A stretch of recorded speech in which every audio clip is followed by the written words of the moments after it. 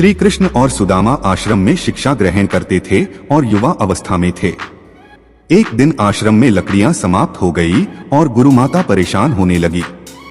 गुरुमाता ने श्री कृष्ण और सुदामा के साथ उनके अन्य साथियों को अपने पास बुलाया और आज्ञा दी कि बच्चों, आश्रम में लकड़ियां समाप्त हो गई है, आप लोग जंगल जाओ और लकड़ियां लाओ। गुरुमाता ने उन्हें एक पोटली देकर कहा, अगर भूख लगे तो इसमें से चने निकलकर बराबर बांट कर खा लेना। श्री कृष्ण और सुदामा पोटली लेकर आज्ञा मानकर लकड़ियां लेने के लिए जंगल में चले गए। सभी जंगल में पहुंचकर लकड़ियां इकट्ठी करने लगे। लगभग सभी ने लकड़ियां इकट्ठी कर ली थी, लेकिन शाम हो गई थी, साथ में ही मौसम बहुत ज्यादा खराब होने लगा था।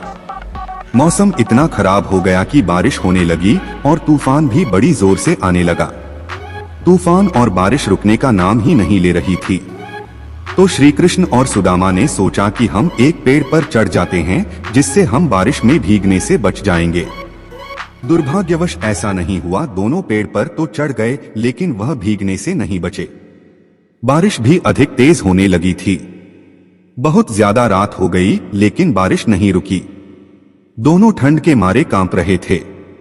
तभी सुदामा को याद आया कि गुरु माता ने हमें चने की पोटली दी थी।